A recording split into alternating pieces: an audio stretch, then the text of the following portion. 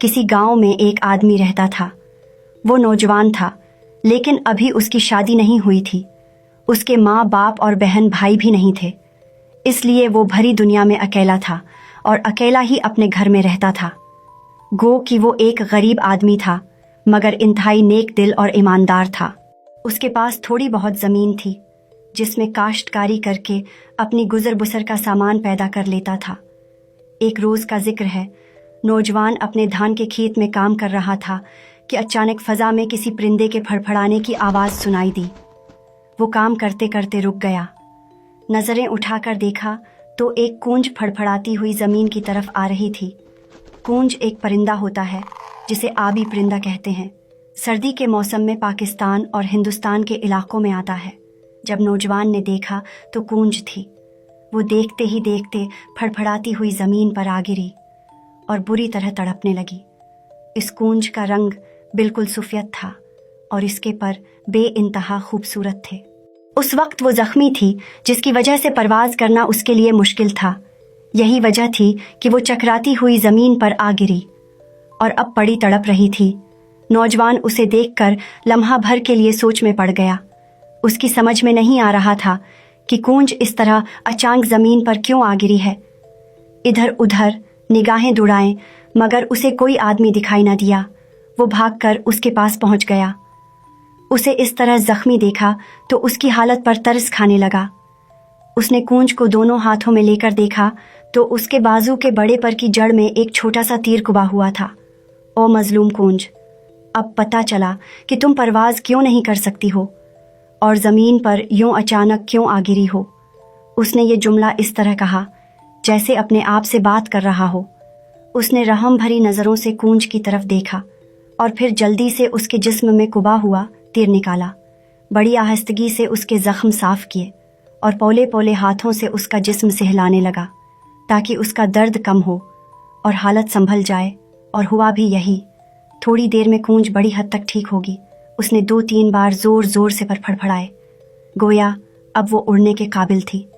उसके चेहरे पर यूं इत्मीनान के आसार नज़र आ रहे थे, जैसे हकीकत में उसका दर्द कम हो गया होगा। ये देखकर नौजवान को बहुत खुशी हुई।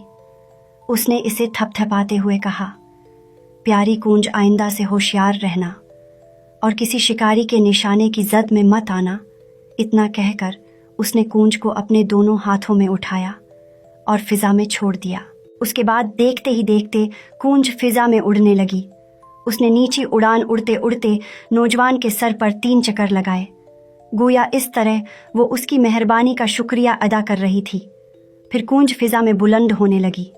अपनी बारीक आवाज़ में चंद बार काई काई किया और चंद ही लम्हों में आसमान की तरफ उड़ती हुई उस नौजवान की आंखों से ओझल हो गई।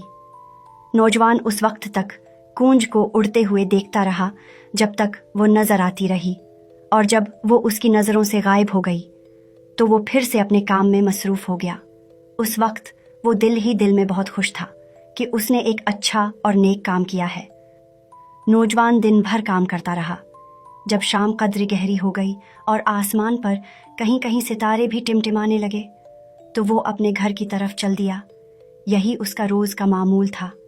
लेकिन आज जब वो अपने घर पहुंचा तो उसकी हैरानी की इंतहा न रही जब उसने देखा कि उसके घर के दरवाजे में एक हसीन और जमील लड़की खड़ी है, जवानी से भरपूर, खूबसूरती से मालामाल और चेहरे पर मुस्कुराहटों के फूल। उसने पहले कभी इस कदर खूबसूरत और प्यारी लड़की नहीं देखी थी। जो ही वो घर पहुंचा, लड़की ने मुस्कुराते हुए खुश आमदीद कहा और बड़ी मीठी आवाज में बोली, दिन को सख्त मेहनत करके शाम को घर आने पर तुम्हारा शुक्रिया। उसकी इस बात से नौजवान और भी चौंक पड़ा। वो हक्का बका होकर उसे देखने लगा। दिल में ख्याल आया, शायद मैं किसी दूसरे के घर में आ गया हूँ, लेकिन यूं लगता था जैसे उस लड़की ने भी उसके दिल की बात जान ली थी। वो इसी तरह मुस्कुराते हुए प्यार से कहने लगी, ये तुम्हारा अपना घर है और मैं तुम्हारी दुल्हन हूँ। मेरी दुल्हन, मगर मैं इस पर कैसे यकीन कर लूं? नौजवान ने हैरान होकर इस तरह कहा जैसे वो कोई ख्वाब देख रहा हो। ताजुब से वो बुत बना खड़ा था और फटी फटी आंखों से लड़की को देख रहा था। उसकी समझ में कुछ नहीं आ रहा था। हाँ, ये सच है, मैं तुम्हारी दुल्हन हूँ। ये कैसे हो सकता है? मैं आपको जानता तक नहीं हूँ। मैं तो एक गरीब आदमी हूँ, मेरे पास तो कुछ नहीं है। कोई मुझे इतनी खूबसूरत लड़की कैसे दे सकता है? मैं तो इस कदर गरीब हूँ कि कोई लड़की मुझसे शादी करने पर राजी हो जाए, यह नामुमकिन है। मेरे पास तो सिर्फ इतने ही चावल होते हैं जिससे बामुश्किल से अपना ही पेट भर सकता हूँ। मैं तुम्हारी जैसी लड़की से शादी कैसे कर सकता हूँ? तुम बेफिक्र रहो, मैं आज से तुम्हारी दुल्हन हूँ। मेरे साथ अंदर आओ। वो उसके घर में दाखिल हो गई। उसने नौजवान को एक थैला पकड़ाया और कहने लगी, ये थैला अपने पास रखो, इसमें तुम्हें हर रोज चावल मिल जाया करेंगे। इस थैले में से जितने चावल निकालोगे, उसके बाद उतने ही चावल इस थैले में और भर जाएंगे। आज से मैं तुम्हारी बीवी हूँ और फिर मैं तुम्हारे लिए कपड़ा भी बनाऊंगी। सूत के धागे से बना हुआ कपड़ा। मैं उस कमरे में अकेली जाऊंगी और 7 रोज तक उस कमरे में कपड़ा बनाती रहूंगी। और हाँ, तुम्हें मुझसे वादा करना होगा। कैसा वादा? यही कि 7 रोज तक तुम उस कमरे में झांक कर नहीं देखोगे कि मैं वहाँ क्या करती हूँ।